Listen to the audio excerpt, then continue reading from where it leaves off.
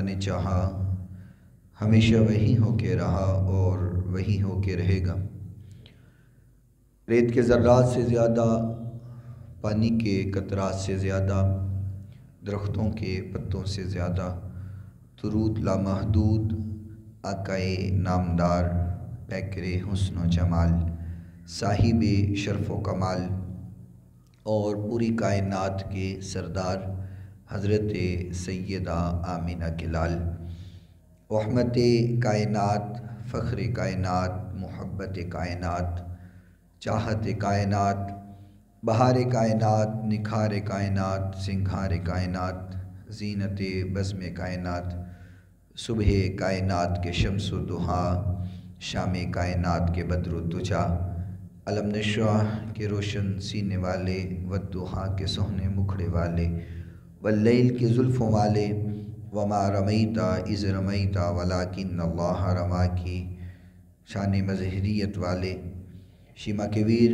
رب کے حبیب، جگ کے حبیب، حضرت محمد الرسول اللہ صلی اللہ تعالی علیہ وآلہ وصحبہ وسلم کی ذات گرامی کے لیے، آپ کی پاکیزہ آل کے لیے، آپ کے اصحاب کے لیے اور صبح قیامت تک آپ سے محبت کرنے والوں، عشق کرنے والوں، پیار کرنے والوں پہ اللہ رب العزت اپنی کروڑوں اربوں کھربوں رحمتوں اور برکتوں کا نزول فرمائے۔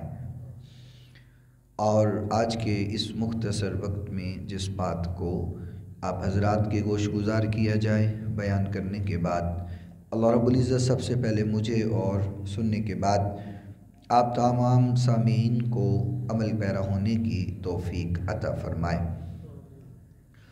گزشتہ جمعہ میں آپ حضرات سماعت فرما چکے کہ سیدنا صدیق اکبر رضی اللہ تعالی عنہ کی حضور نبی کریم صلی اللہ علیہ وسلم کی نظر مبارک میں کیا اہمیت ہے، کیا مقام و مرتبہ ہے، کیا شان و شوکت ہے، میرے آقا کس قدر صدیق سے محبت کرتے ہیں۔ آج کے اس مختصر وقت میں آپ حضرات کے سامنے یہ بات رکھوں گا کہ صدیق میرے محبوب پیغمبر سے کتنی محبت کرتے ہیں، کہ سیدنا صدیق اکبر رضی اللہ تعالی عنہ کس قدر آقا کائنات علیہ السلام سے محبت رکھتے ہیں، آپ سے پیار کرتے ہیں اور اپنی زندگی کس قدر میرے نبی کے نام پہ وقف کی ہوئی سیدنا صدیق اکبر رضی اللہ تعالی عنہ۔ آقا کائنات علیہ السلام ایک روز تشریف فرما تھے، آپ کے گرد صحابہ کرام رضوان اللہ علیہم مجمعین بھی تشریف فرما ہیں۔ تو حضور نے فرمایا کہ میرے صحابہ، مجھے 3 چیزیں بڑی پسند ہیں۔ آقا کائنات علیہ السلام نے یہ فرمایا، صحابہ کرام موجود ہیں، فرمایا میرے صحابہ مجھے 3 چیزیں بڑی پسند ہیں۔ تو صحابہ کرام نے فرمایا جی یا رسول اللہ، آپ پیش فرمائیں، آپ کو جو 3 چیزیں پسند ہیں آپ بیان فرمائیں۔ تو حضور نبی کریم صلی اللہ علیہ وسلم نے فرمایا کہ مجھے خوشبو بہت پسند ہے۔ یعنی کہ 3 چیزیں حضور نے فرمائیں، اس میں پہلی چیز آقا نے فرمایا کہ مجھے خوشبو بہت پسند ہے۔ اور ایک حدیث میرے ذہن میں آ گئی، میں ساتھ آپ کی خدمت میں عرض کرتا ہوں۔ آقا کائنات علیہ السلام نے فرمایا کہ 3 چیزیں اگر آپ کو کوئی دعوت دے 3 چیزوں کی تو آپ اس کا انکار نہیں کریں۔ یعنی کہ 3 چیزیں اگر کوئی آپ کو دعوت دیتا ہے تو آپ اس کو قبول کریں، تکلفاً اس کا انکار نہیں کریں۔ بعض دفعہ ہم ہوتا ہے کہ چیز کی طلب بھی ہو تو ہم تکلفاً کہہ رہے ہوتے ہیں نہیں کوئی بات نہیں جی، خیر ہے، رہنے دیں۔ ہمیں 3 چیزیں ایسی ہیں کہ انسان اس کو تکلفاً بھی انکار نہ کرے۔ پہلی چیز خوشبو ہے۔ فرمایا اگر کوئی آپ کو خوشبو کی دعوت دیتا ہے، خوشبو لگانے کے لیے، تو آپ نے اس کا انکار نہیں کرنا، خوشبو کا انکار نہیں کرنا۔ دوسری چیز فرمایا کہ اگر آپ کو کوئی دودھ کی دعوت دیتا ہے کہ یہ دودھ پی لیں، تو دودھ کی دعوت کا بھی انکار نہیں کرنا۔ اور تیسری چیز تکیہ، آپ بیٹھے ہوئے ہیں اور آپ کو کوئی شخص کہتا ہے یہ تکیہ لے لیجئے، ٹیک لگا لیجئے، یا اپنے پیچھے رکھ لیجئے، تو فرمایا تکیے کا انکار بھی نہیں کرنا۔ 3 چیزوں سے حضور نے فرمایا کہ انکار نہیں کرنا، منع فرمایا انکار کرنے سے، کہ خوشبو ہے، ایک دودھ ہے، اور تیسری چیز جو ہے وہ تکیہ۔ ان 3 چیزوں سے دعوت پر انکار نہیں کرنا چاہیے۔ یہاں حضور نبی کریم صلی اللہ علیہ وسلم نے فرمایا کہ مجھے 3 چیزیں بڑی پسند ہیں۔ پہلی چیز آقا نے فرمایا مجھے خوشبو بڑی پسند ہے۔ دوسری چیز آقا نے فرمایا مجھے نکاح والی عورت پسند ہے۔ اور تیسرا فرمایا کہ قرۃ عینی بالصلاۃ، نماز میری آنکھوں کی ٹھنڈک ہے۔ یہ 3 حضور نے اپنی پسند کی چیزیں بیان فرمائیں۔ جب آقا نے اپنی پسند کی 3 چیزیں بیان کی تو اس کے بعد فوراً جسے بولنا چاہیے تھا وہی بولا، جس کا پہلا نمبر ہے، ہر کام میں پہلا نمبر ہے۔ روئے زمین کے اوپر ایمان میں بھی آقا کے بعد کسی کا پہلا نمبر ہے تو وہ صدیق کا نمبر ہے۔ اسلام لانے میں پہلا نمبر صدیق کا ہے، مال خرچ کرنے میں پہلا نمبر صدیق کا ہے، حضور کے ہر امر پر، ہر حکم پر عمل کرنے والا کوئی اور نہیں ہے، وہ صدیق اکبر ہے۔ تو آقا نے جب 3 اپنی پسندیدہ چیزوں کا بیان کیا کہ مجھے خوشبو پسند ہے، مجھے نکاح والی عورت پسند ہے، مجھے میری آنکھوں کی ٹھنڈک نماز ہے، تو صدیق اکبر رضی اللہ تعالی عنہ فوراً کھڑے ہوئے، فرمایا یا رسول اللہ مجھے بھی 3 چیزیں پسند ہیں۔ تو فرمایا صدیق بیان کرو تمہیں 3 چیزیں کون سی پسند ہیں؟ تو سیدنا صدیق اکبر رضی اللہ تعالی عنہ نے فرمایا کہ پہلی چیز مجھے یہ پسند ہے النظر وجہ رسول اللہ، کہ میری نظر ہو مکھڑا مصطفیٰ کا ہو، بس دیکھتا ہی رہ جاؤں۔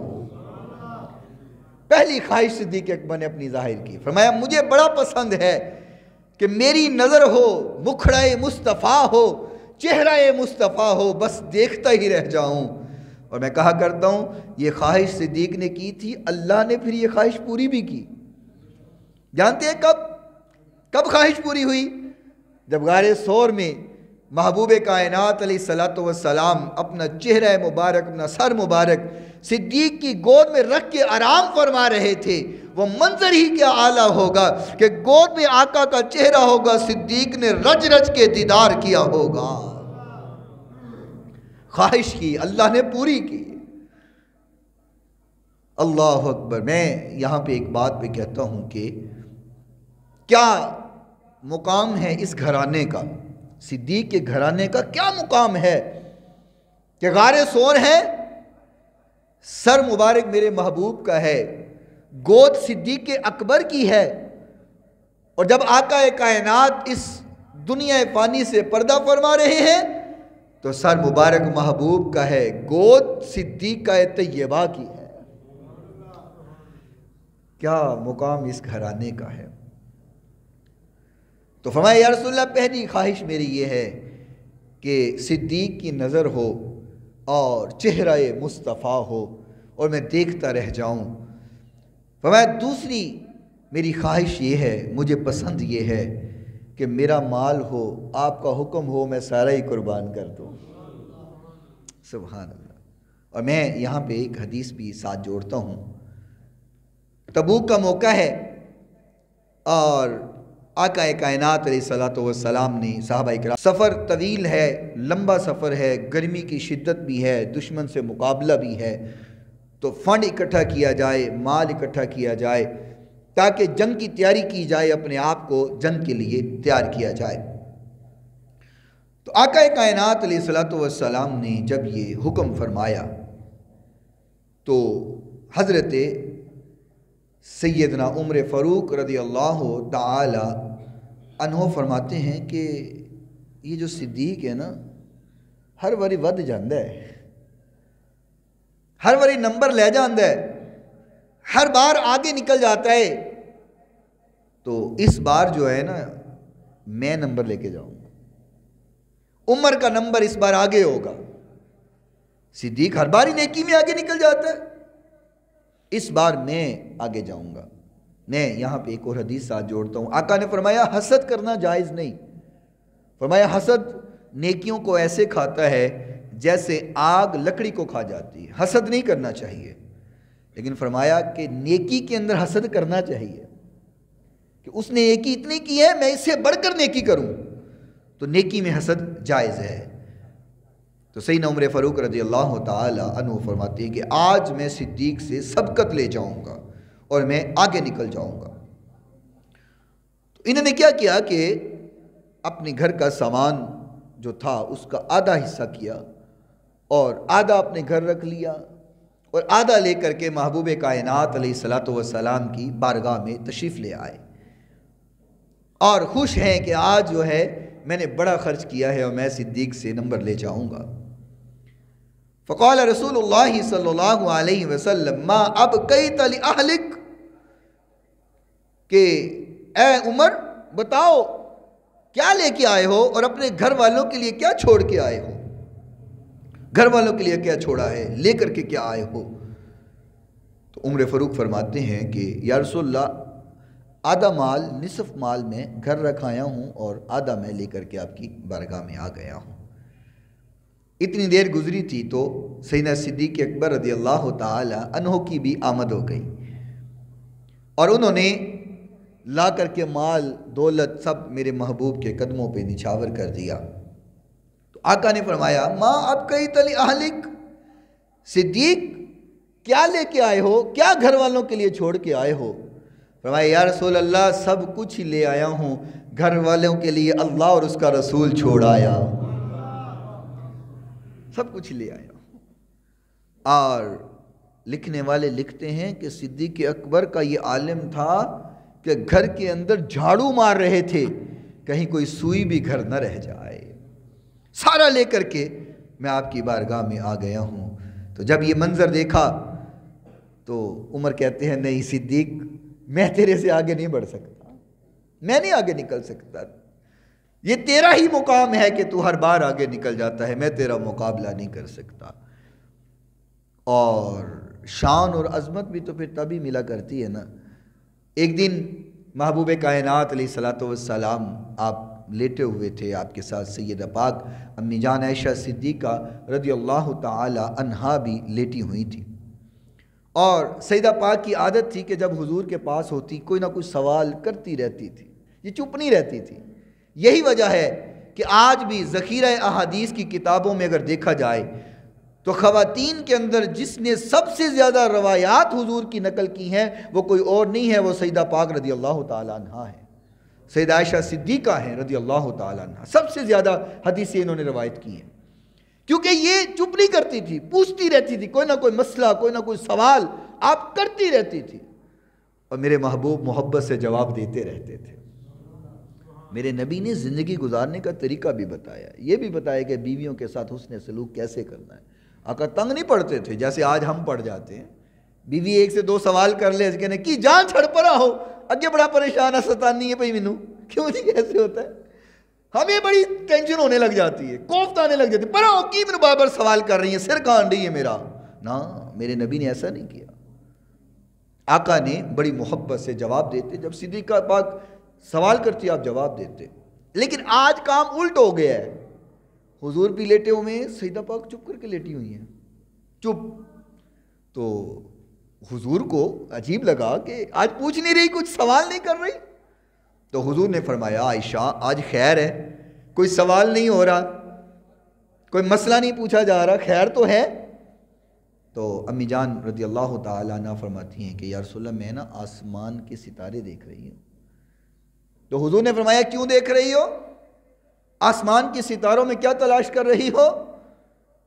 تو امی جان فرماتی ہیں یا رسول اللہ میں دیکھ رہی ہوں کیا کائنات کے اندر کوئی ایسا شخص ہے جس کی زندگی کی نیکیاں آسمان کے ستاروں جتنی ہوں. کیا ایسا کوئی ہے؟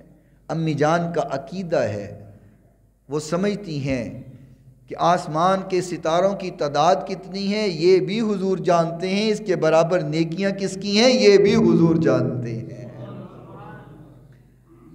امی جان فرماتی ہیں یا رسول اللہ دیکھ رہی ہوں کہ آسمان پہ جتنے ستارے ہیں کیا کسی کی اتنی نیکیاں بھی ہوں گی.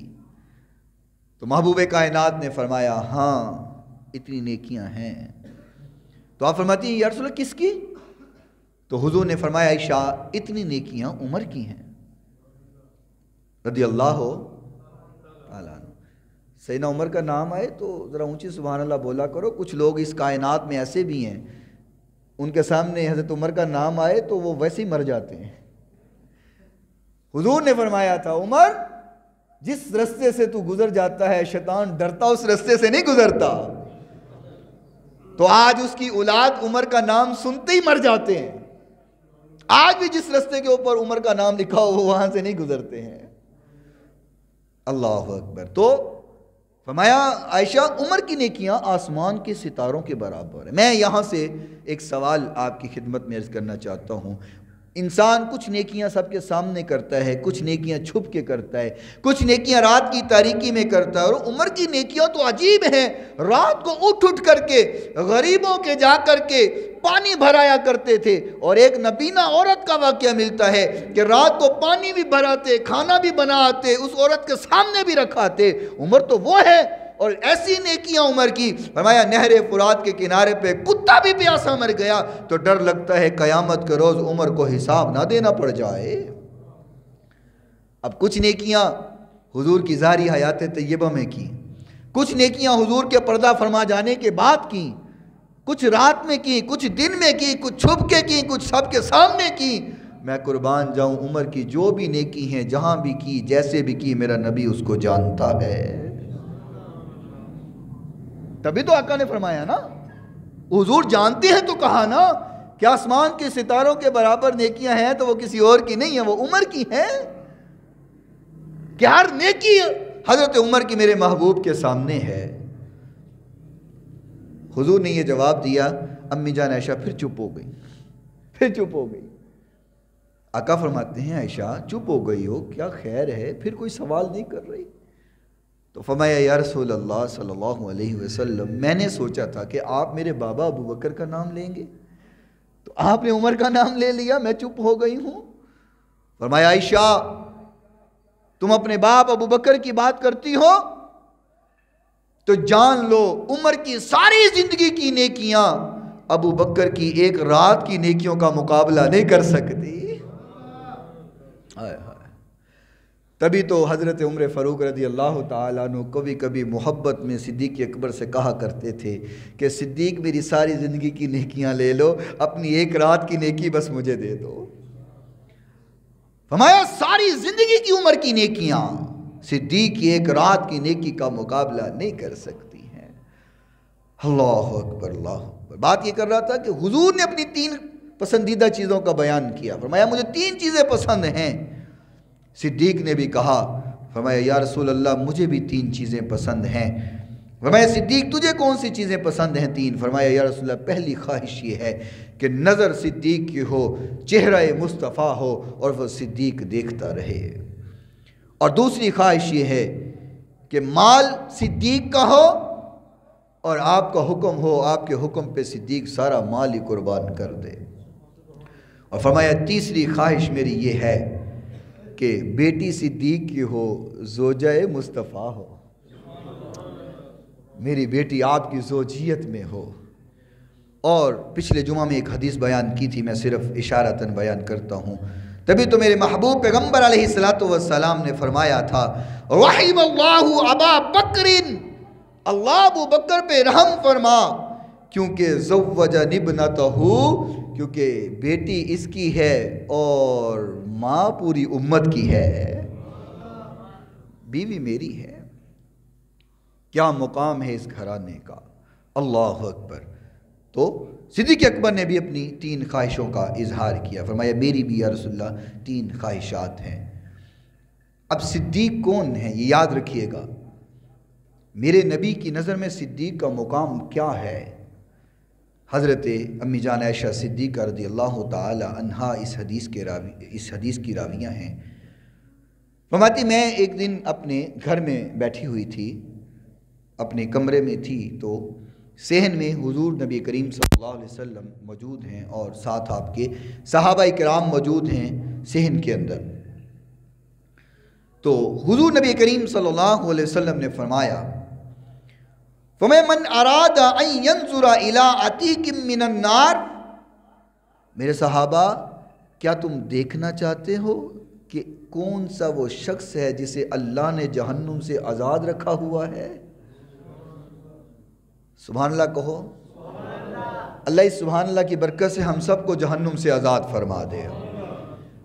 حضور نے سوال کیا صحابہ کرام سے، فرمایا کہ صحابہ جانتے ہو تم کہ کون سا ایسا شخص ہے، کون سا ایسا انسان ہے، شخصیت ہے جسے اللہ نے جہنم سے آزاد کر دیا ہوا ہے؟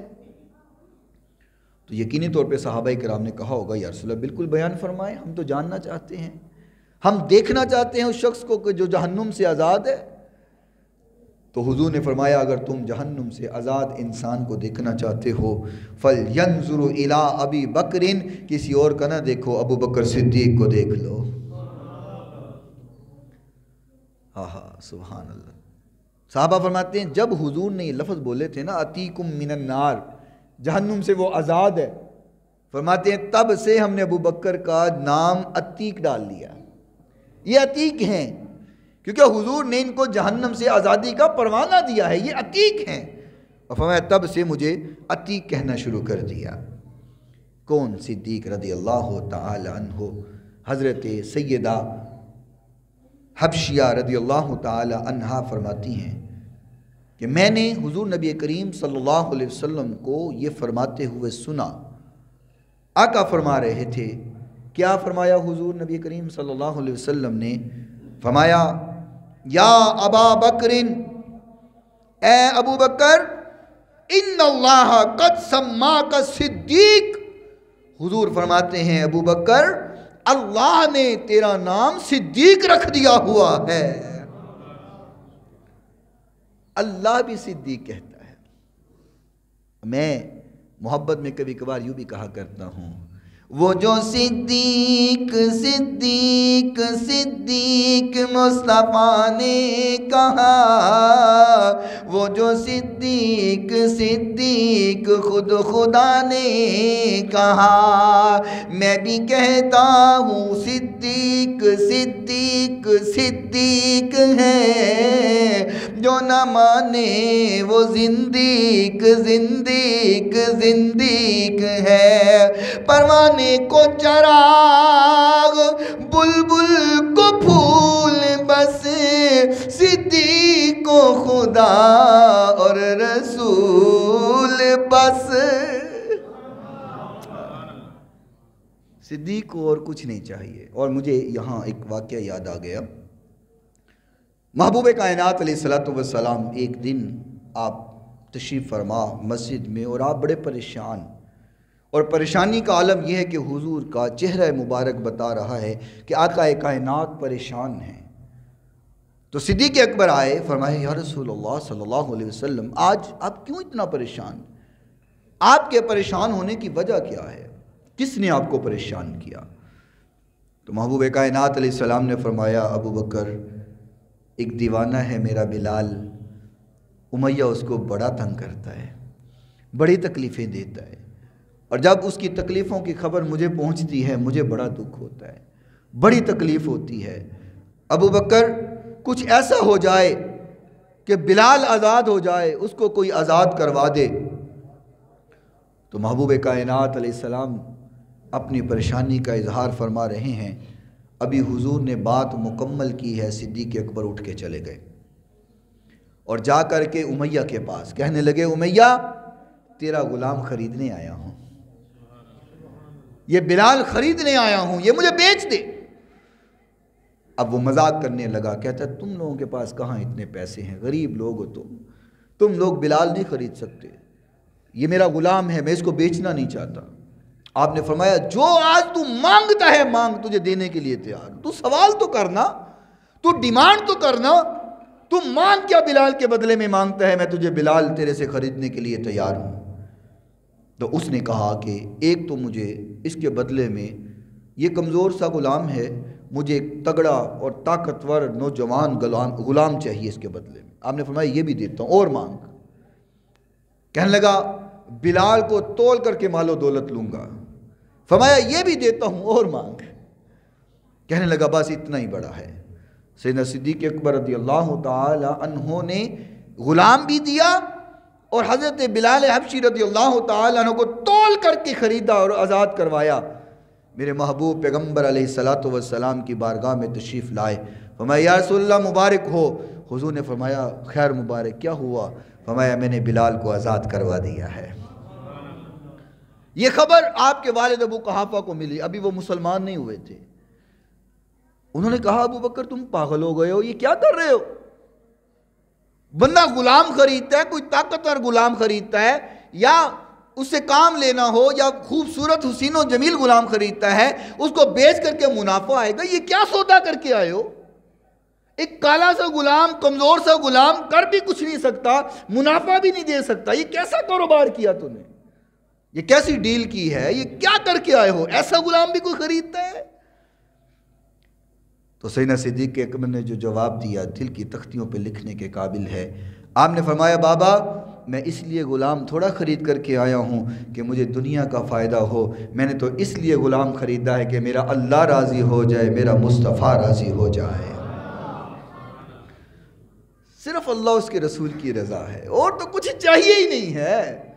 اللہ راضی ہو جائے، آقا راضی ہو جائیں، صدیق کی بس ایک ہی خواہش ہے، اللہ اس کا رسول راضی ہو جائے۔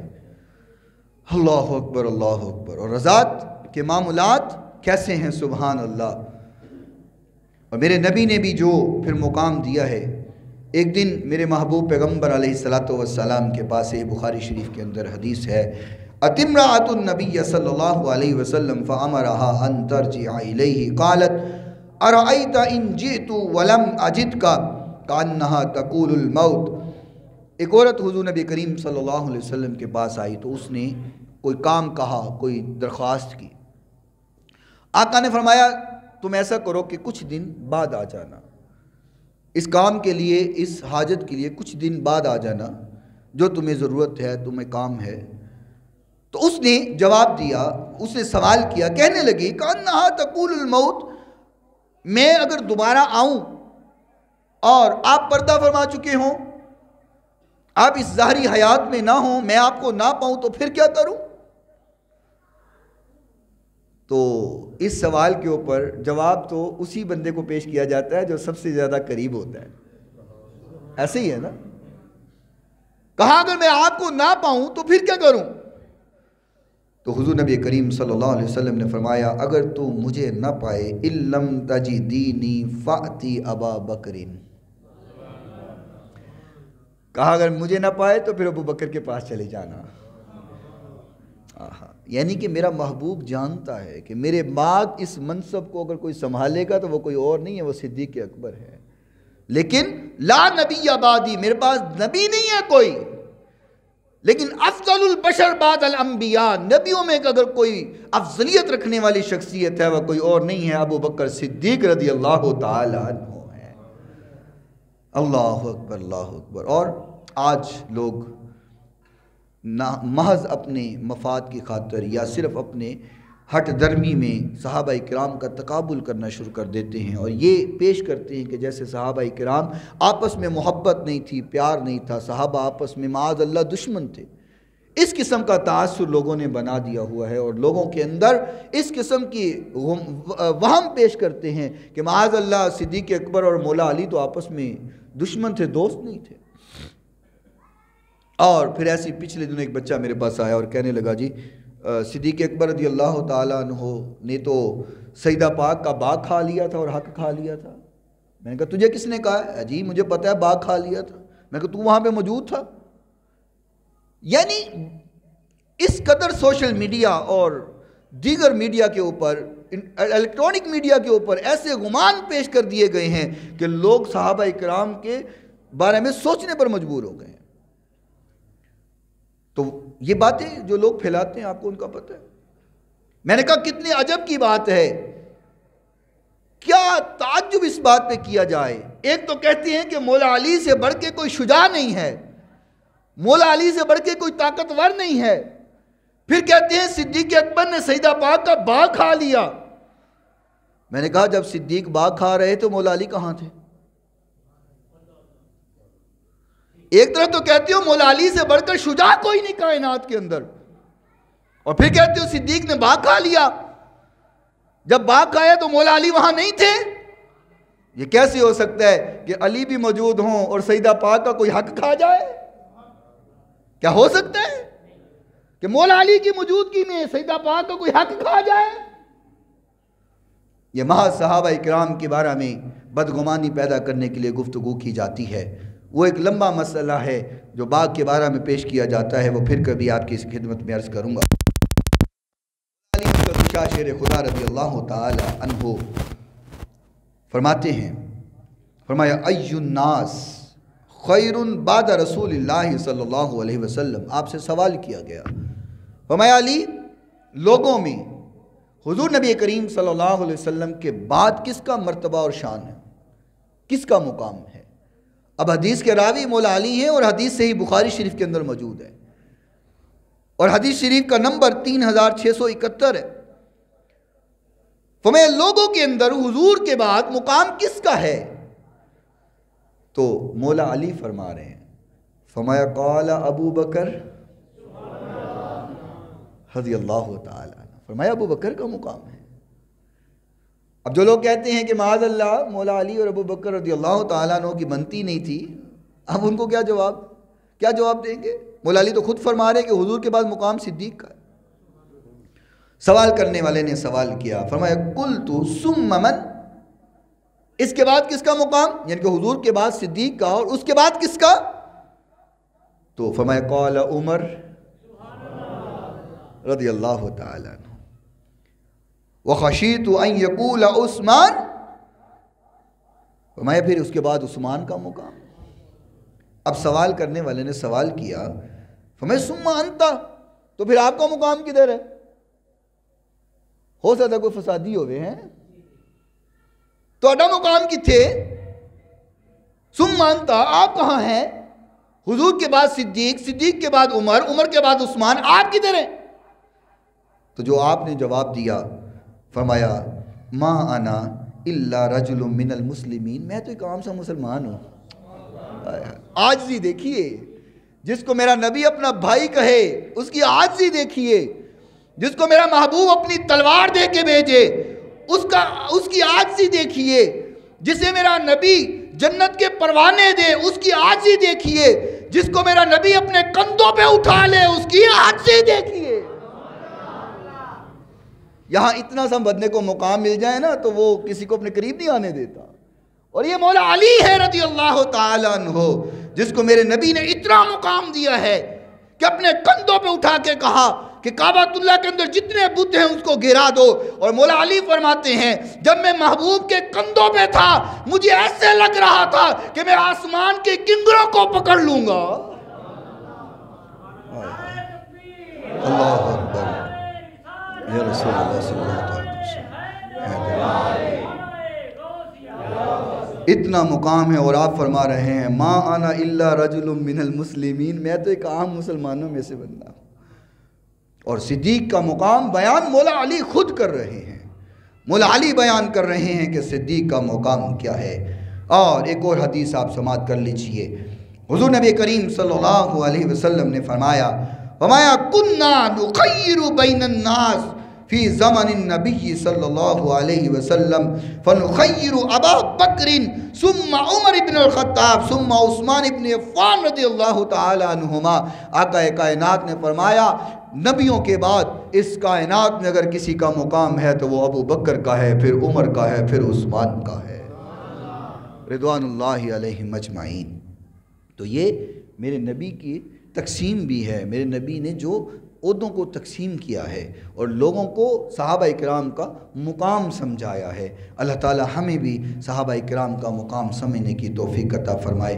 وآخر دعوانا ان الحمد للہ رب العالمین۔